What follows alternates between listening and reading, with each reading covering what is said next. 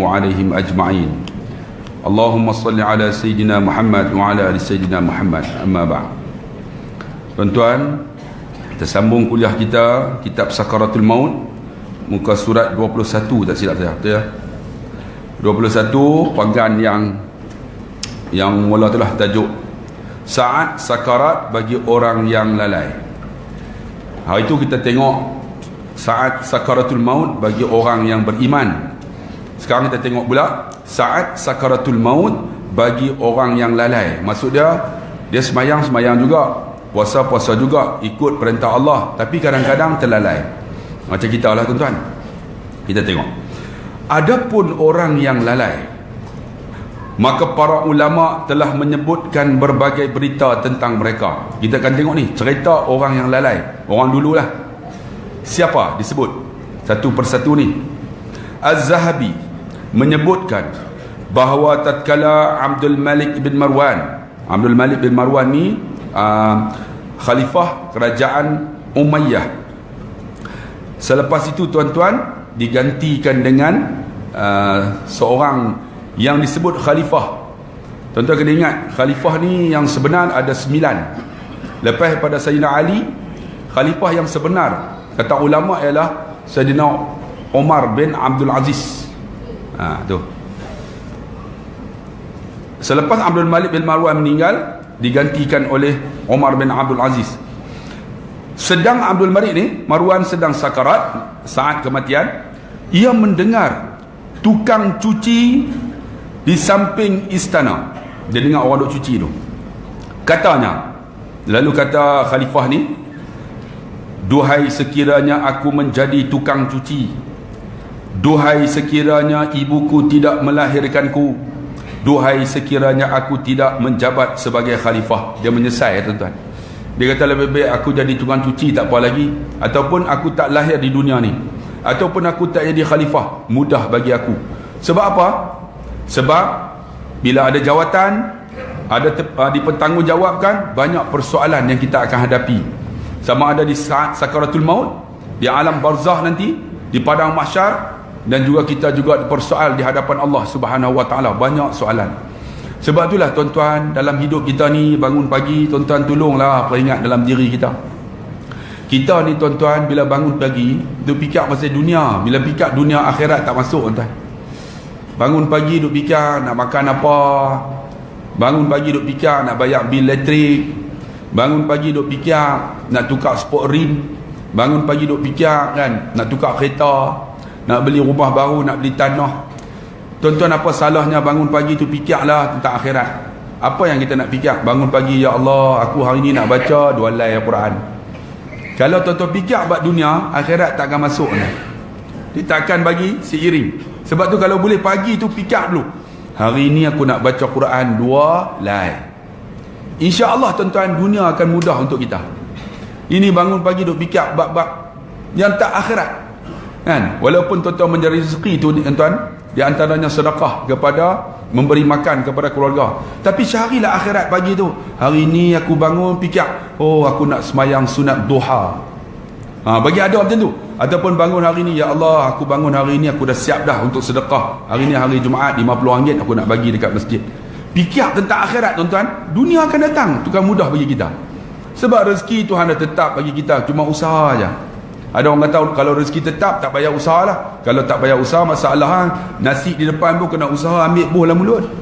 Tuan-tuan tengok saja ada boleh masuk tak?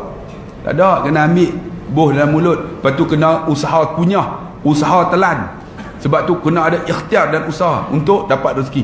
Sebab tu tuan-tuan yang dikasihi dan dirahmati Allah, tengok orang yang lalai ni, dia menyesal, tuan-tuan. Kita tak mau jadi macam tu di saat kematian kita menyesal. Ya Allah, bagilah aku hidup sehari lagi, aku nak buat sunat duha. Tak ada harapan dah masa tu. Ni masalah ni yang boleh duk menyapai lagi, duk menyawa, boleh duk main mengaji ni. Mainlah tuan-tuan, main mengaji. Mainlah tuan-tuan baca kitab.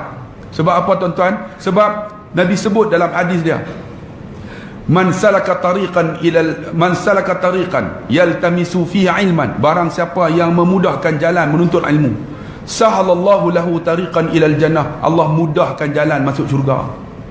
Tuan-tuan ni, tuan-tuan main menuntut ilmu ni, tuan-tuan, ni jalan nak masuk syurga. Apa yang boleh mudah untuk kita? Tuan-tuan buatlah apa yang boleh mudah. Masjid ni apa yang boleh mudah untuk kita masuk syurga? Alhamdulillah. Tuan-tuan, kita sediakan kitab. Bagi kitab. Tu, menyediakan apa saja untuk masuk syurga.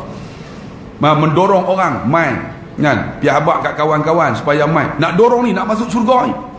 Sebab tuan-tuan kena ingat, saya duk habaq pesan selalu, kan? Kita ni bukan kita anggap kita ahli syurga. Jangan duk kata ustaz-ustaz tu ahli syurga dah. Kita sebenarnya duk kuliah, duk ceramah ni, kita nak tarik orang masuk syurga. Ni tuan-tuan yang main masjid ni, tuan-tuan jangan duk belagak kata aku ni syurga dah. Tak tuan-tuan. Sebenarnya kita ni belum tentu masuk syurga, tapi kita nak masuk syurga. Kita nak tarik orang hak luar lempo nak masuk syurga. Tu yang kita buat ceramah, buat forum, buat kuliah, buat khutbah, buat macam-macam ni, nak tarik orang masuk syurga. Tuan-tuan kena ingat. Kalau duk rasa aku syurga dah, masalah. Sebab Nabi wa ma arsalnaka illa rahmatan lil alamin. Tidak kami utus Muhammad rahmat. Rahmat macam mana? Kalau dia dengar orang kufur, tuan-tuan, dia akan pi cari untuk supaya Tuhan bagi hidayah kat dia. Sebab tu tuan-tuan yang dikasihi rahmati Allah, tuan-tuan ni ada tanggungjawab. Kalaulah dekat jiran sebelah rumah kita tak mai lagi masjid, tuan-tuan tolonglah tanya tengok no, kenapa tak mai? Sebab kita nak tarik dia masuk syurga ke? Tanya kenapa tak mai, kok demam ke? Ataupun anak-anak kita yang tak mai tu tanya tengok. Sebab kita nak masuk syurga dan dia pun nak masuk juga. Jangan tuan-tuan kata mampu pi anak aku dia tak masuk, tak apa, aku sudah. Jangan, kalau semua dia seorang yang masuk syurga, sunyi kan? Sunyi tuan-tuan. Cuba tuan-tuan bayang main masjid ni dia seorang kan? Siapa tak ada? Tension tuan-tuan. Tu sebab tu kita tanggungjawab kita tuan-tuan nak tarik orang nak masuk syurga. Sebab itulah di sini dia tengok orang yang lalai ni dia menyesal di saat kematian dia. Siapa? Abdul Malik bin Marwan. Sa'id bin Musayyab. Sa'id ni hebat tuan-tuan, penghulu para tabi'in. Tabi'in, kan?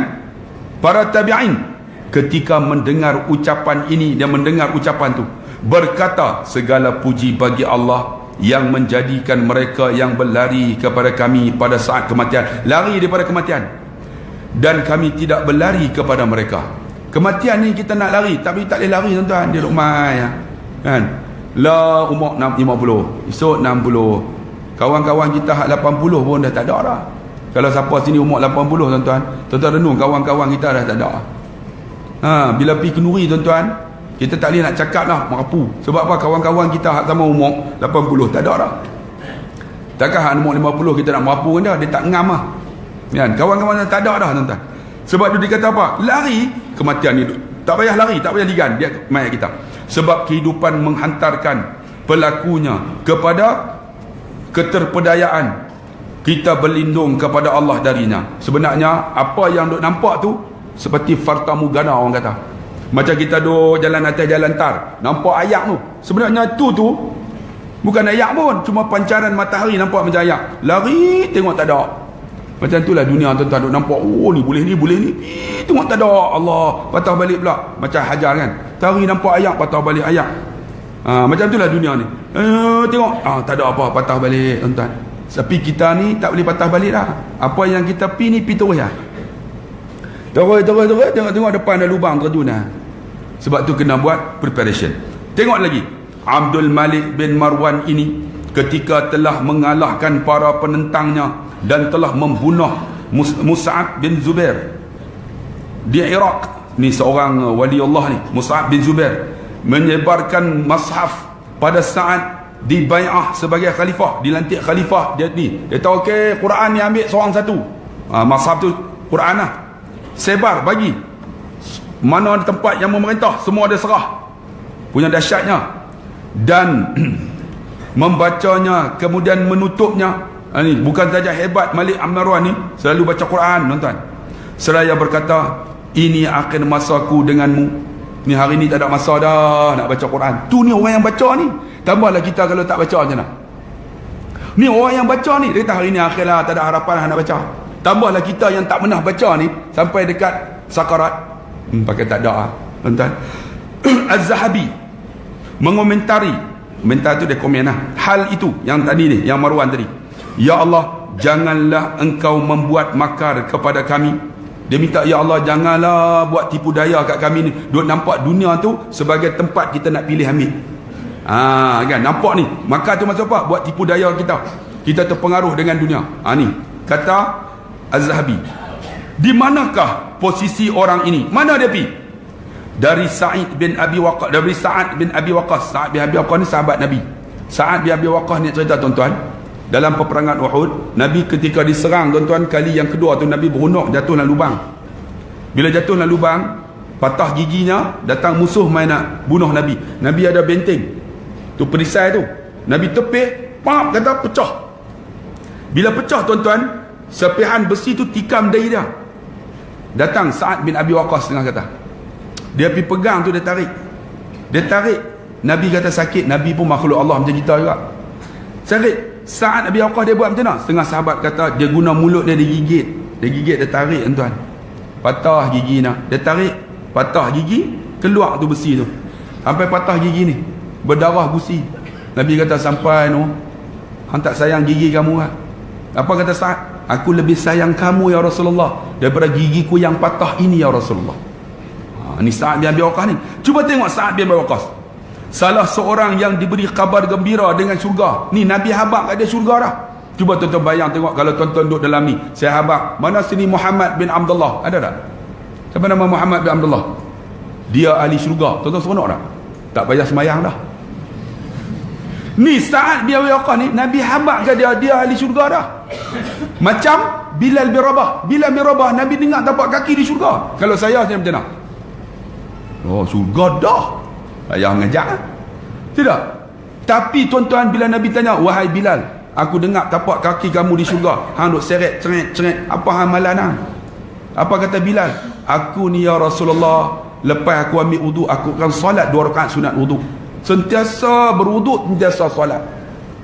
Solat aku ni dalam wudu aja. Oleh kerana hang jaga wudu dan solat 2 rakaat lepas apa nama wudu, solat wudu, sunat wudu, aku dengar tapak kaki hang di syurga.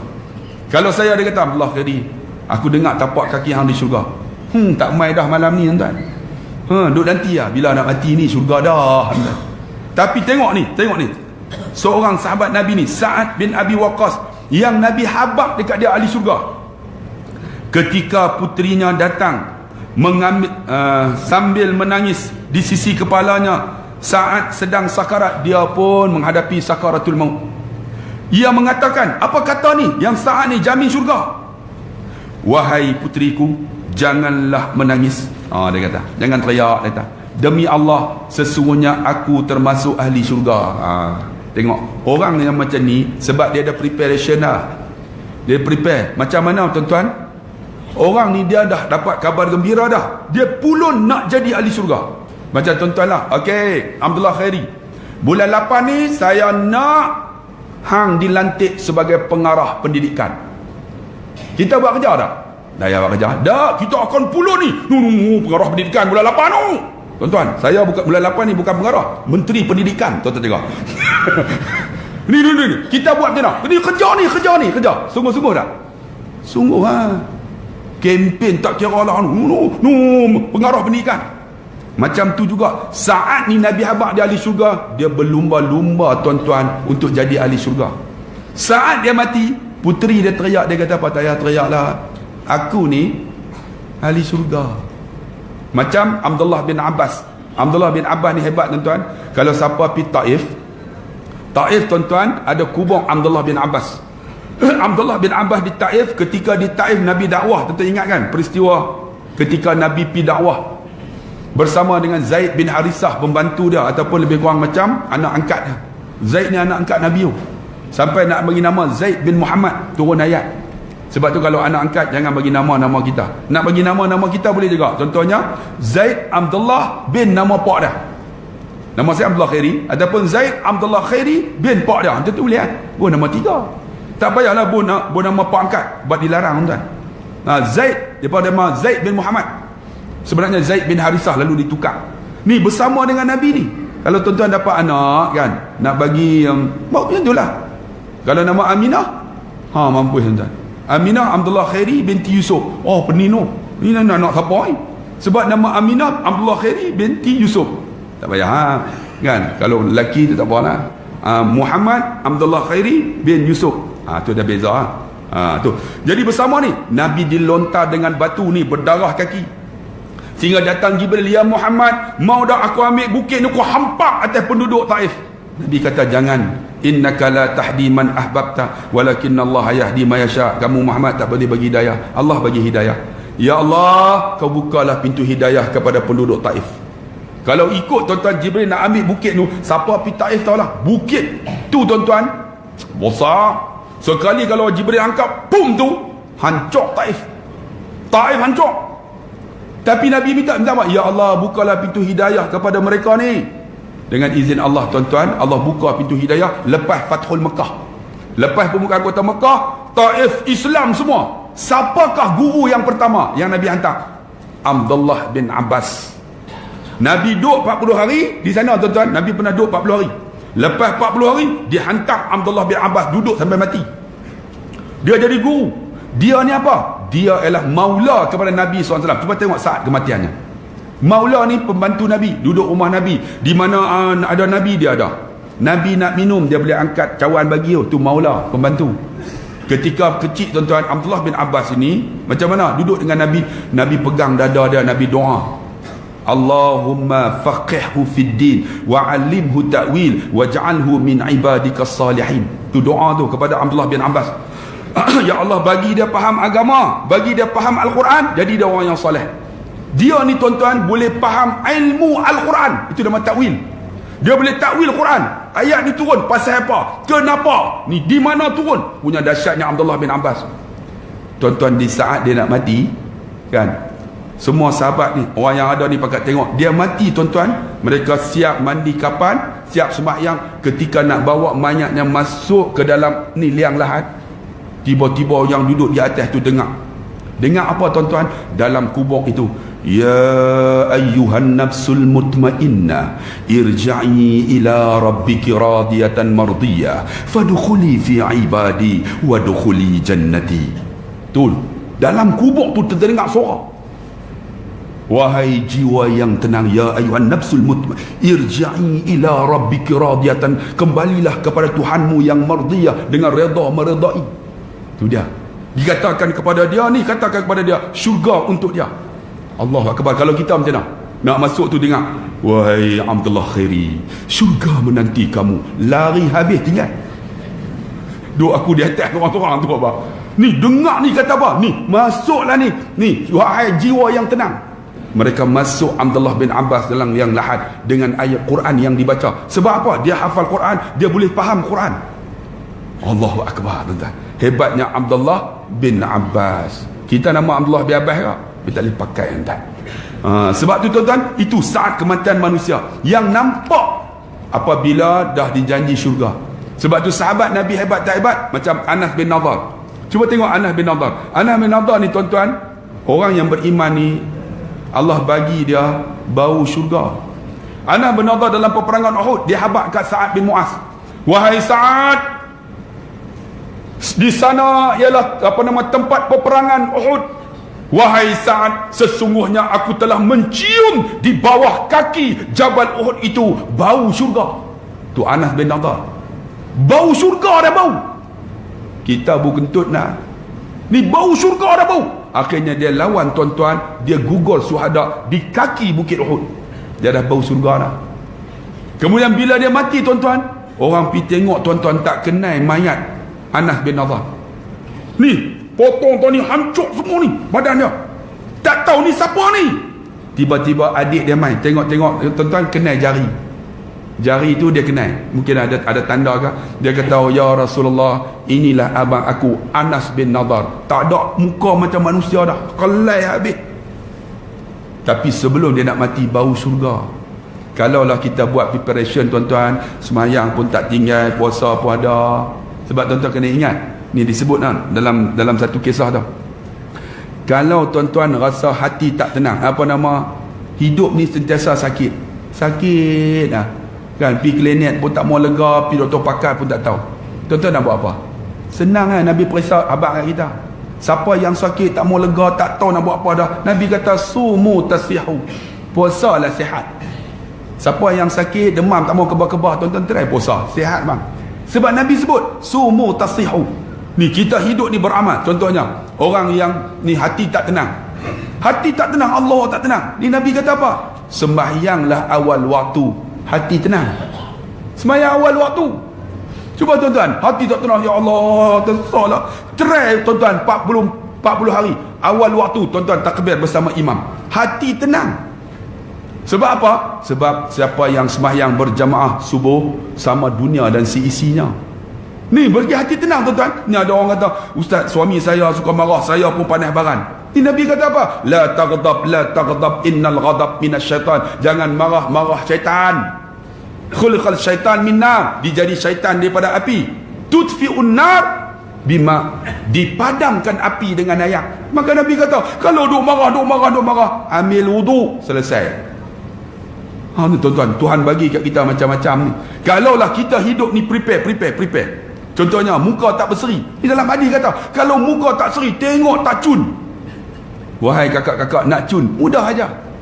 Nabi kata, khiyamul lain, menyerikan wajah kamu. Khiyamul lain, seminggu sekali bangun dah, wajah berseri.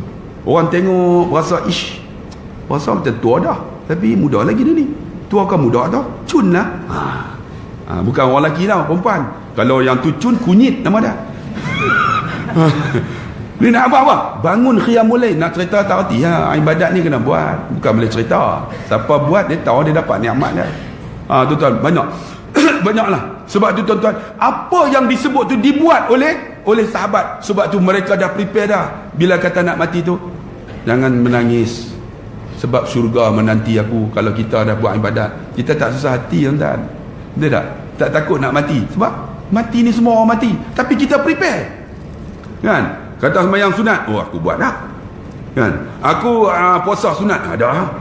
Aku Quran baca, ada. Zikir, ada. Ini nak takut mati apa? Takkan kot, kan? Kita duk buat ni Allah nak masuk neraka. Kita kena husnudzan dengan Allah. Buat benda baik. Tuan-tuan duk buat baik dah dengan ayah kita, jaga elok. Ayah kita nak makan, kita suap. Kan, ayah nak berak, kita basuh. Takkan dia nak maki kita, bang? Dia nak maki tak? Kita sampai dah. Ayah kata apa? Ayah nak makan, kita ambil suap. Kan? Tak mau nak makan apa? Roti canai, pergi beli roti canai, suap. Roti canai tak sedap. Itu nak makan apa? Nak makan asam katok. Ku katok kepala ayahnya cuma. Dah sabar juga, dia ambil makan. Dah, apa dia nak kita bagi? Ayah marah. Ada tuan-tuan, jangan nak bohong. Kita ayah. Kita ni ayah ada anak. Mat, dia ambil kunci ayah. No, dia ambil. Mat. Alamak, lupa pula dah. Seluar ayah tak ada. Biar ambil sat. No, dia ambil tu. Mat. Tuan-tuan, kita nak marah anak kita. Puji selalu. Anak aku hak tu bagus. Suruh buat apa ringan tangan. Betul tak? Kena hana mut doa. Nama apa? Usup. Ambil kunci tak? Kunci apa? Ayah ada tangan ambil sendiri.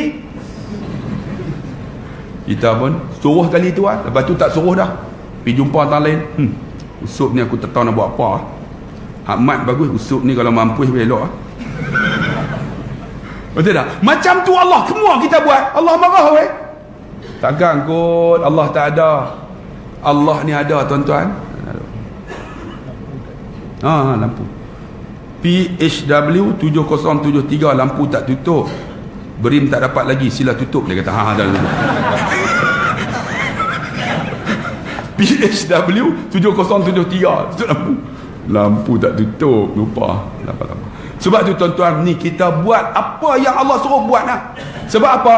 Tuan-tuan kena ingat, ustaz ni bila dia ceramah, dia kena ada amal ma'ruf nahi munkar. Kalau suruh saja orang tak marah. Saya main-main, tuan-tuan jangan lupa lepas subuh zikir. Orang marah. Orang kata bagi ustaz tu. Jangan lupa tuan-tuan hari Jumaat baca ayat kursi. Orang marah tak? Orang tak marah ustaz tu. Tuan-tuan jangan lupa kita kena baca Quran 2 ayat setiap hari. Orang marah tak? Tak. Tapi cuba mungkar, kita canggah. Orang marah. Nabi tuan-tuan bila dia diutuskan fa'anzir ashiratakal akrabin, berikan peringatan kepada warga kamu yang hampir, dia kata apa?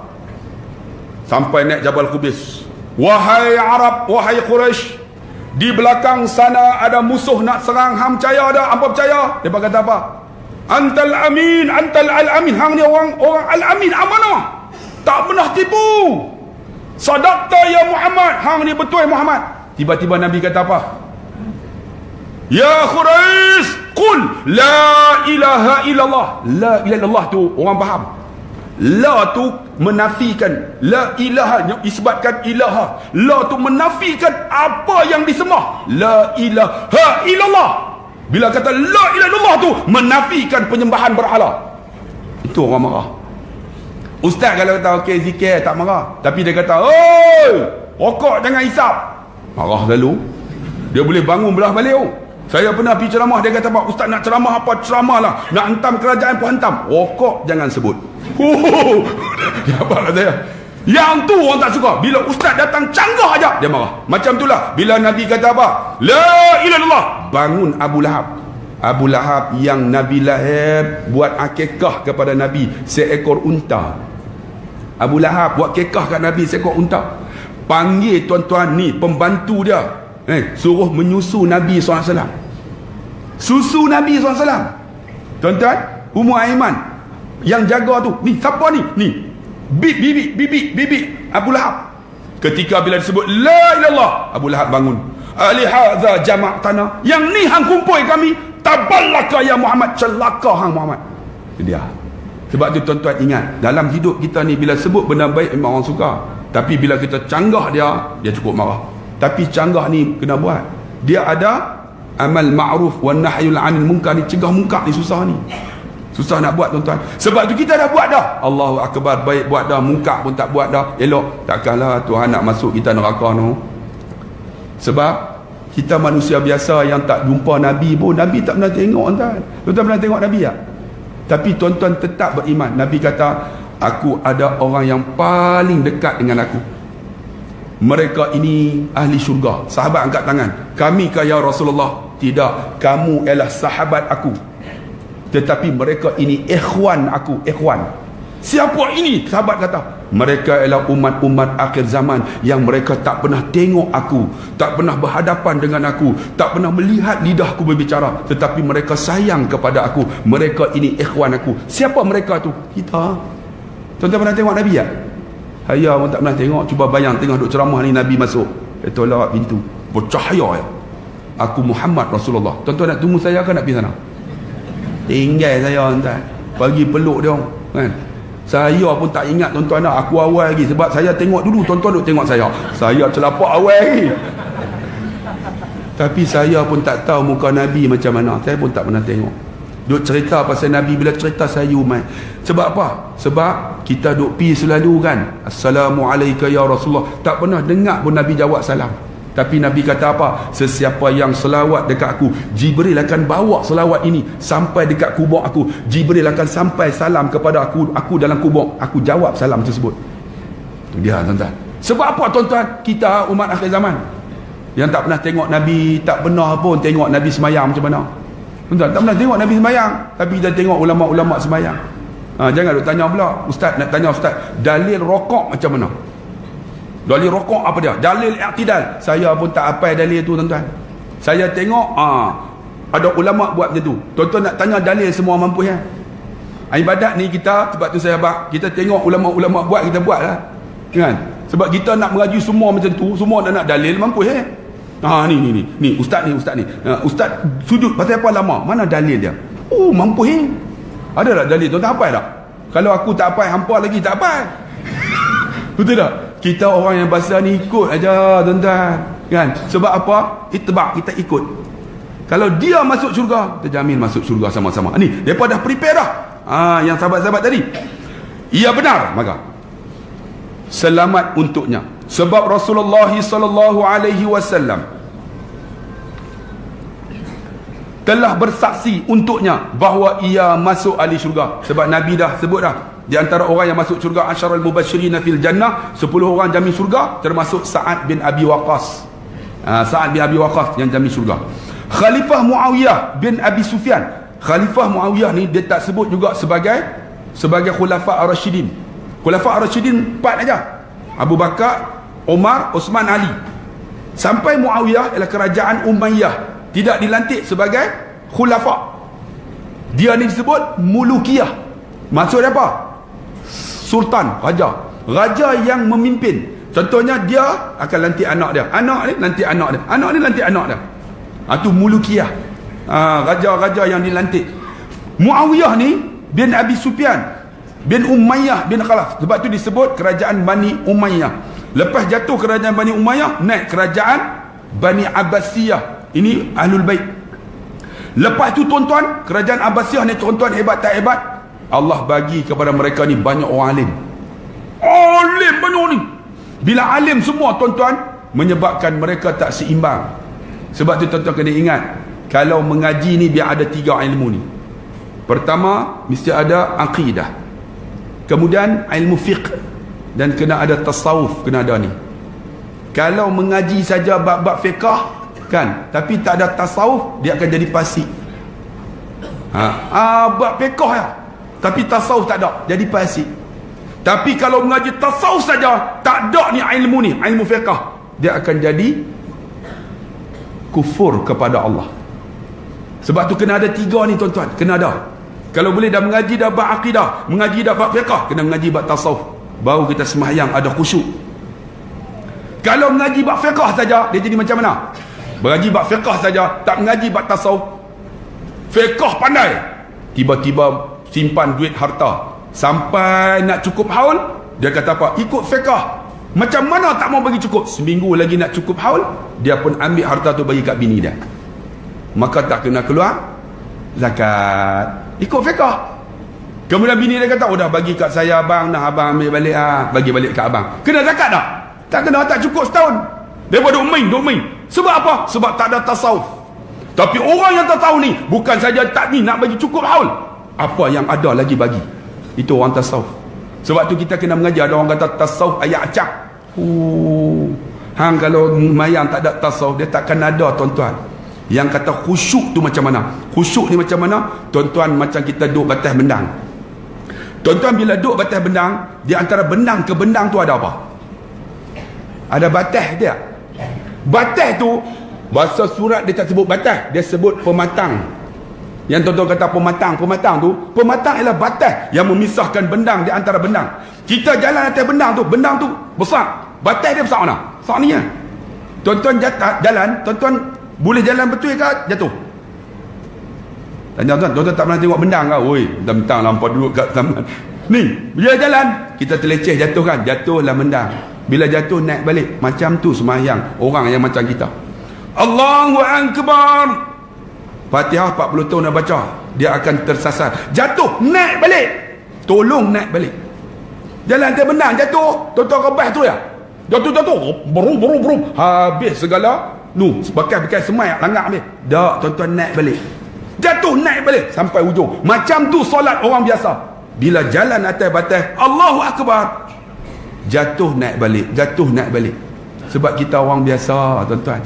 Bila naik balik, insya-Allah kita akan sampai penghujungnya. Asyhadu an la ilaha illallah, assalamualaikum warahmatullahi habis.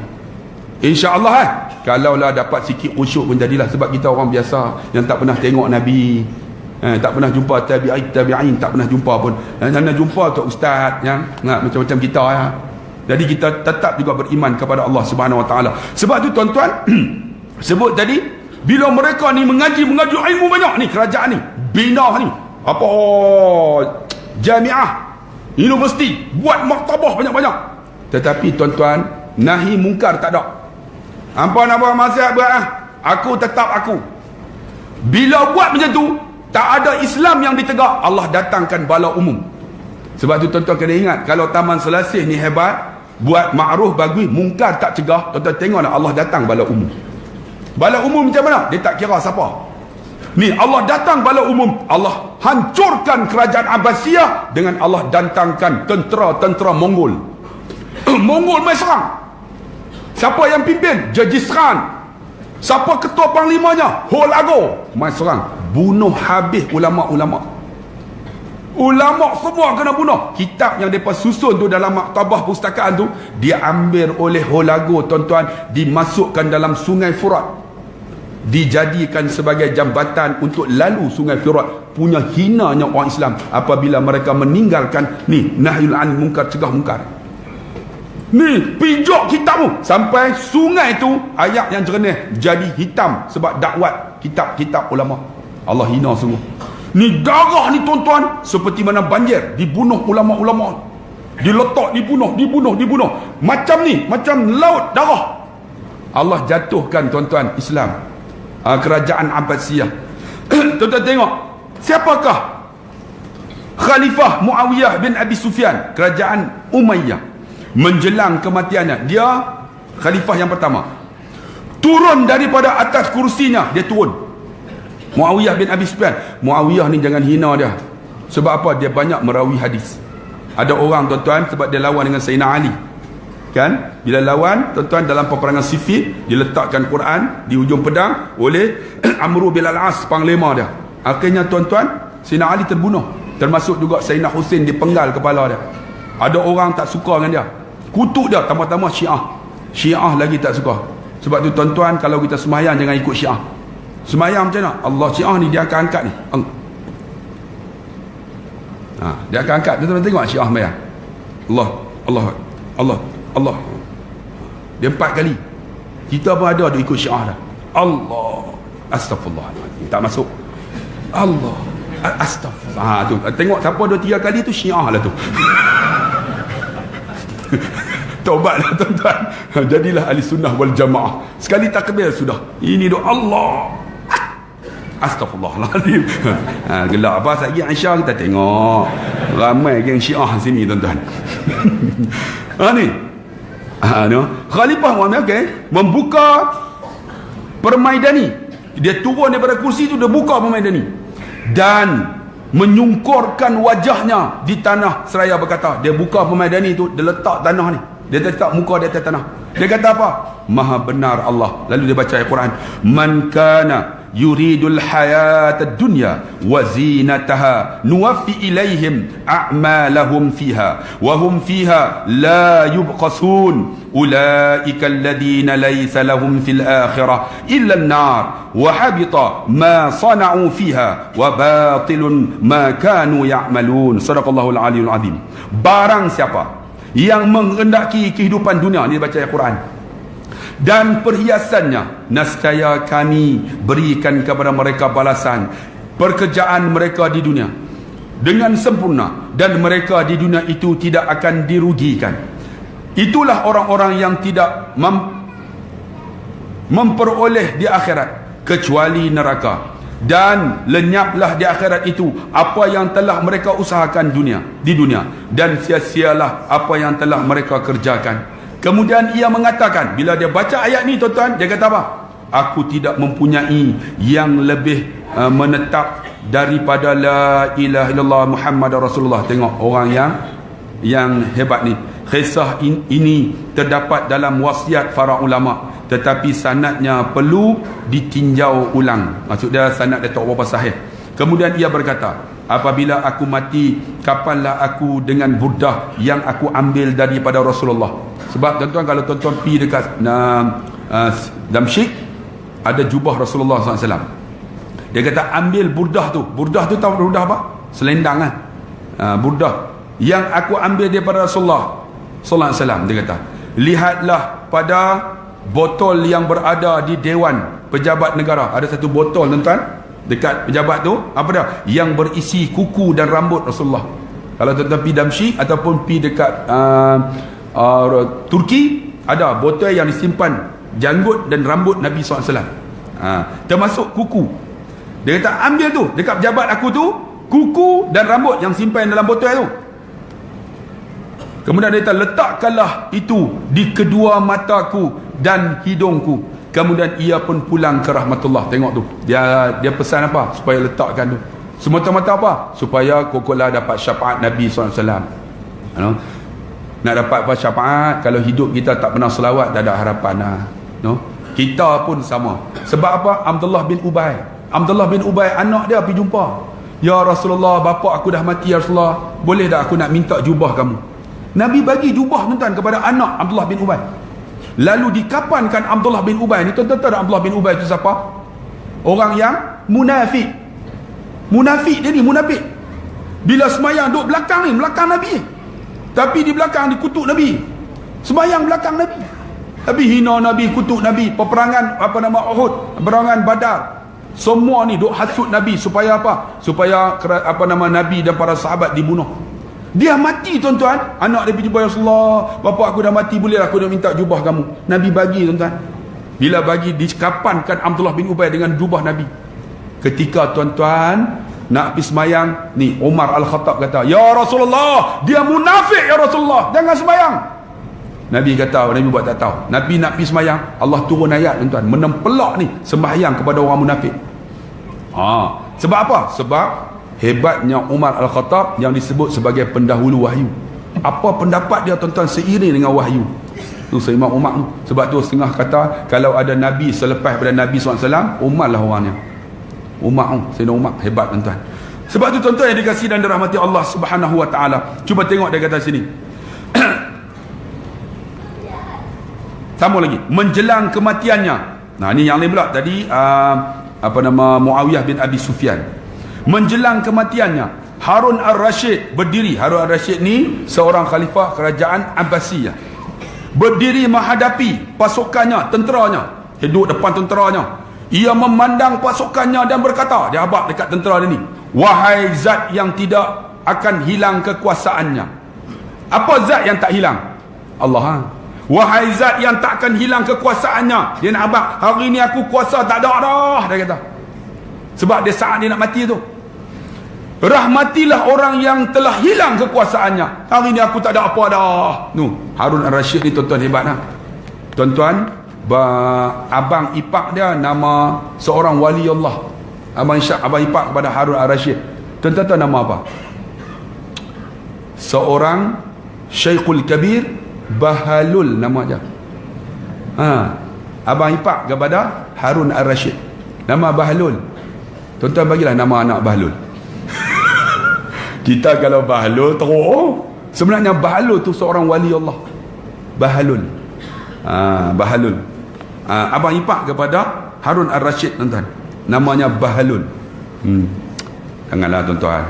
Bubuh nama Abdullah Khairi tak apa lagi. Bahalul nanti tuan-tuan kena maki semua hidup tuan-tuan. Al-Wasiq yang menjabat khalifah sudah Mu'tasim. Ini kerajaan Abbasiyah di saat-saat nak lahir. Seorang khalifah yang sangat bengis, yang telah membunuh Ahmad bin Nasir Al-Khazai, seorang alim yang masyhur, seorang alim di dalam kepimpinan ahli sunnah wal jamaah, dan salah satu tokoh ulama, Ahmad bin Nasir Al-Khazai, yang memiliki kitab Iqtisam bil Kitab wal Sunnah. Tengok saat Ahmad bin Nasir menghadapi Wasi'.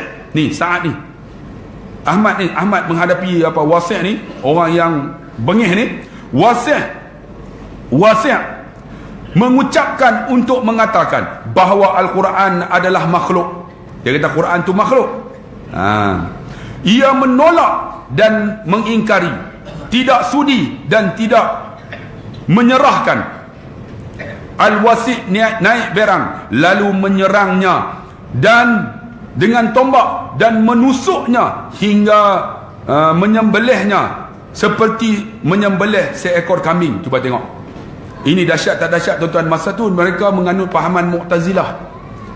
Mu'tazilah. Sebab tu saya kata tuan-tuan, kita ni kalau mengaji fiqah, mengaji tasawuf, mengaji tauhid, kena mengaji 3 kali. Jangan orang main-main terus mengaji tasawuf. Bila mengaji tasawuf tu yang ada mengaji, dia kata apa? Sesungguhnya aku ni sembahyang tidak penting bagi itu. Ini ucapan orang tasawuf. Kalau tuan-tuan mengaji tasawuf, sembahyang ini tidak penting bagiku. Kita ingat macam mana? Kita baru mengaji, menunjukkan sembahyang tak payah. Sebenarnya bagi orang tasawuf, sembahyang tu tak penting, ialah sembahyang itu tidak menjadi beban kat aku dah. Yang tu bagi biasa bagi aku. Aku nak buat ni yang lebih lagi. Tu orang mengaji tasawuf. Banyak orang mengaji separuh saja, tiba-tiba dengar ayat, sembahyang itu tidak penting bagiku, tak sembahyang terus. Ada kan yang mengaji sifat apa? Wahdatul wujuh. Tuan dengar tak? Ada tasawuf dekat kampung saya ada. Mengaji sifat 20. Tuhan Allah tu ialah daripada Tuhan tu ialah Allah, kita jadi daripada nur Allah, nur Muhammad pada kita tu ialah nur Muhammad, kita ialah Tuhan. Siapa kita? Tuhan. Tuan faham tak? Penin bah. Lain kali tak semayang. Ada tuan-tuan, orang jumpa saya. Dia tahu suami saya tak semayang dah, mengaji tasawuf. Itu bukan tasawuf tuan-tuan. Nabi ni bengkak kaki tu, yang jamin syurga. Kita tiba-tiba main kata tak mau semayang, penin kita. Ada tuan-tuan. Jadi mudah semayang pakai niat pada. Allah tak tahulah ngaji macam mana. Kita ya Allah kan, kalau boleh nak semayang bagi banyak tak larat ya. Kalau larat tu nak buat tak larat. Masa nak larat nak buat semayang 2 rakaat dan dah rehat. Kalau boleh buat lagi dia tak larat kan.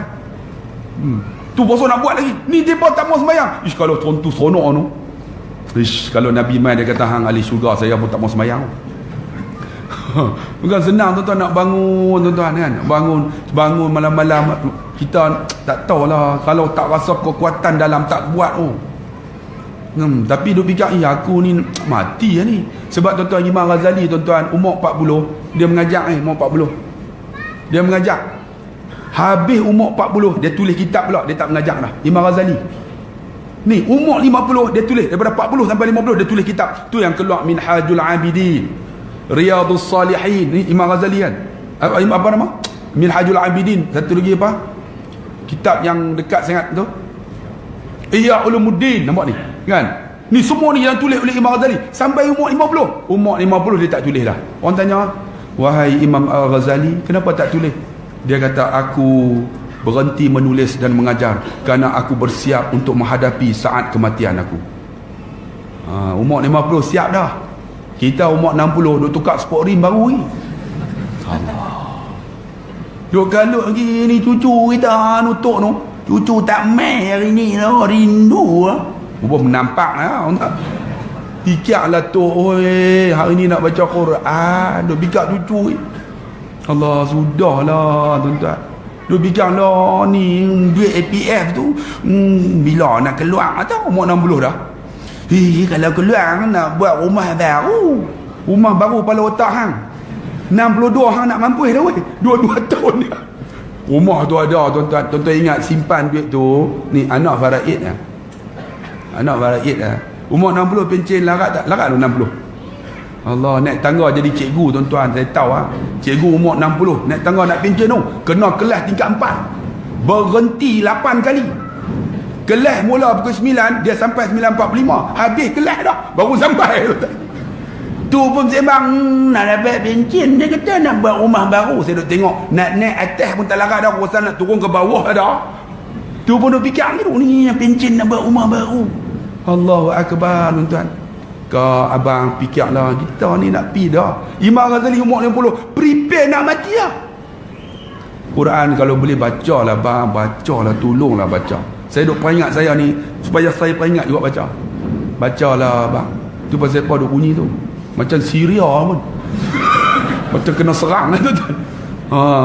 Tu bagi semangat tuan-tuan. Bagi semangat tuan-tuan untuk kita sama nak prepare. Kan? Buat preparation untuk kematian kita tuan-tuan. Kita tengok sama sikit. Tengok sikit no? Sampai pukul 9 mati insya-Allah. Ada kerja sikit ni. Taman nak tu? Taman bawah. Belah ni. Sa'ad Ahmad. Ni. Wasi' ini ketika mengalami sakaral maut, dia bunuh ulama, dia bunuh wali-wali Allah, dia bunuh ni apa nama seorang yang alim ni. Cuba tengok saat dia nak mati. Sebab tu disebut ni bab orang lalai. Saat dia nak mati apa? Menurut Sayuti di dalam Tarikhul Khulafa, ketika mereka membaringkan dan ia telah mati. Mati lah tuan-tuan. Seekor tikus datang lalu mengambil kedua matanya dan memakannya. Cuba tengok orang yang zalim ni tuan-tuan, buat kepada ulama, buat kepada orang yang hebat-hebat ni, yang kekasih Allah, dia mati pun teruk. Mati macam mana? Allah hantar tuan-tuan tikus ya. Tikus ni mai ambil mata dia makan. Saya nak tanya lah, mata kita ni sedap sangat tak? Sampai tikus nak makan ni? Tak ada. Mati saja dia akan busuk tuan-tuan. Yang paling busuk sekali ialah mata. Sebab tu bila mati, mata ni akan keluar dan menonjol. Dan akan pecah. Sebelum pecah perut, dia akan keluar mata. Ni mayat ni tuan-tuan, mata ni akan jadi macam tu. Tuan-tuan pernah tengok tak mayat bila mati dalam ayak kan? Mula-mula sekali macam mata dia akan keluar. Sebab mata ni dalam tu ada gelang maca kan. Dia cukup busuknya kalau pecah. Cuba bayang tengok mata tu dicuri oleh tikus. Sebab apa? Nak tunjuk ke hampa. Hampa tengok dia masa hidup ni ulama dia tak mau tengok. Ulama semua dia bunuh, dia cerca. Nah, mata dia tikus makan. Tu nak bagi peringat. Sebab tu kalau tuan-tuan yang hidup dunia ni tak suka tuan-tuan dekat ulama-ulama, kita pun tak tahu. Takut nanti dia mati esok tikus makan mata dia. No? Sebab dunia ni tuan-tuan, Tuhan bayangkan. Cuba tengok lagi dia kata apa. Allah Subhanahu Wa Taala hendak memperlihatkan kepada manusia. Ini sebagai contoh bahawa itulah balasan manusia yang bengis di dunia, yang tak suka dekat ulama-ulama.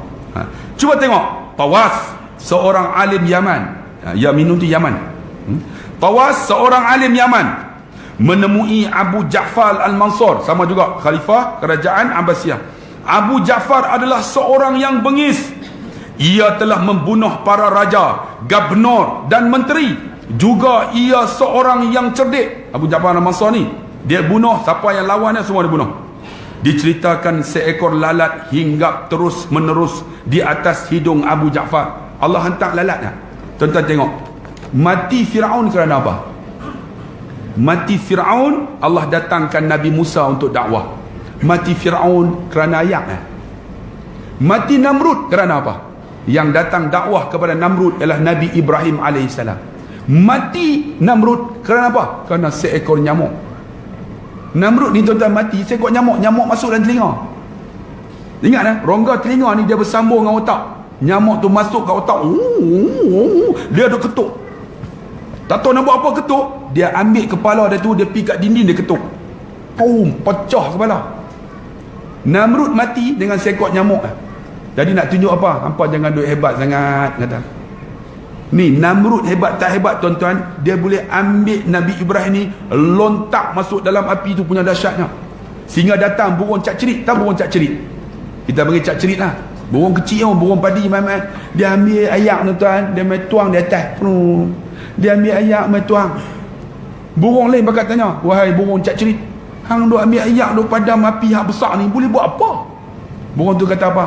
Esok kalau Allah tanya aku dah usaha dah untuk padam. Dia kata, aku tak ada jawab lagi dah di hadapan Allah. Sebab tu tuan-tuan yang ada ni, dakwah ni bukan saya seorang. Tuan-tuan kena ambil peranan. Esok semua Tuhan tanya, apa jalan kita nak masuk syurga? Apa yang tuan-tuan buat nak tarik orang masuk syurga? Saya ada, saya main dengar je. Jadi tu apa hak balik tadi tu jagalah. Dia kan soal lagi banyak. Ni semua ni ada ni semua ni soal. Dia kata aku guna ni untuk padam ni. Jadilah dia kata. Tuan-tuan, Allah matikan Namrud dengan seekor nyamuk masuk. Tuan-tuan pernah dengar tak nyamuk? Dia adalah seekor dia main. Kita lena nyek dia bagi. Kita tampak tak kena. Cukup geram. Dia main pula. Kita tampak telinga merah dah. Tak kena juga. Dia boleh tak tidur daripada pagi malam sampai pagi. Tu kerana nyamuk mati Namrud kerana nyamuk. Abu Lahab mati macam yang hina Nabi. Abu Lahab mati tuan-tuan, dia bergaduh dengan ni pembantu dia, pembantu gigit tangan. Gigit tu tangan bernanah mati dalam rumah Abu Lahab. Tuan-tuan tahu tak tang mana tempat Abu Lahab? Jasad dia. Tuan-tuan nak tahu tak? Jom pergi umrah dengan saya. Saya nak tunjuk.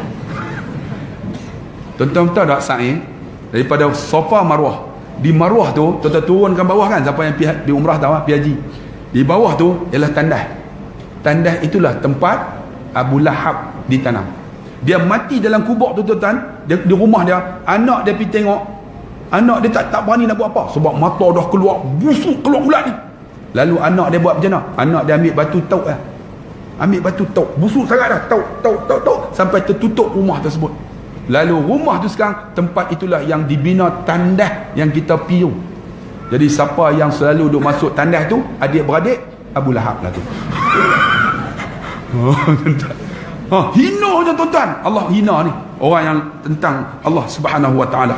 Kita sambung sikit. Cuba tengok dia kata Allah dia kata ni lalat ni main ingat dekat Abu Ja'far Al-Mansur ni. Ia lalu mengusirnya. Dia pun halau, namun lalat itu kembali lagi. Lalat tu main lagi. Tuan-tuan tak percaya tuan-tuan pergi Mekah try lah marah. Lalat banyak. Tuan-tuan try lah sebut. Sebab pernah seorang artis tuan-tuan, tak payah cerita.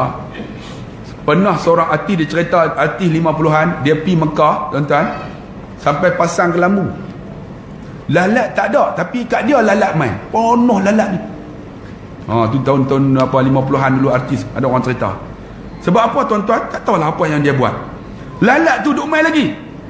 Merasa kesal, ia bertanya, wahai Tawas, dia kata, mengapa Allah menciptakan lalat? Lalat ni buat apa? Dia macam marah. Lalat ni apa Allah buat ni? Tawas menjawab. Apa Tawas jawab? Orang alim. Untuk menghinakan hidung para taghut durjana. Ini orang yang hebat ni. Orang macam ni agak-agak pemimpin tu suka tak? No? Bila kata lalat ni guna untuk menghinggap di atas hidung kepada pemimpin durjana, agak-agak pemimpin tu suka tak? Bagus, aku naik pangkat kamu sebagai mufti. Agak-agak macam tu tak? Tak ada hang Pulau Ketam. Pulau Ketam tu. Sebab tu tuan-tuan, suruh orang buat baik tak ada masalah, tapi nak suruh orang cegah buat mungkar, jangan. Orang tu tak suka tuan. Tapi yang tu kena buat. Kalau tak buat, Allah turun bala umum kat kita. Bila bala umum, semua kena. Jaga tuan-tuan. Sebab tu dia kata macam tu. Abu Ja'far pun terdiam. Tapi orang ni dia ada juga tuan-tuan iman tu. Itu disebut orang yang lalai. Abu Ja'far diam tu. Kemudian berkata kepadanya, berikan pena kepadaku, bagi pen kat aku Zat. Pena yang akan digunakan Abu Ja'far untuk menulis. Dia minta dekat tu, dekat apa nama Tawas. Bagi Zat, ni pen Zat, aku nak tulis. Tengok Tawas jawab kata apa? Tidak, demi Allah.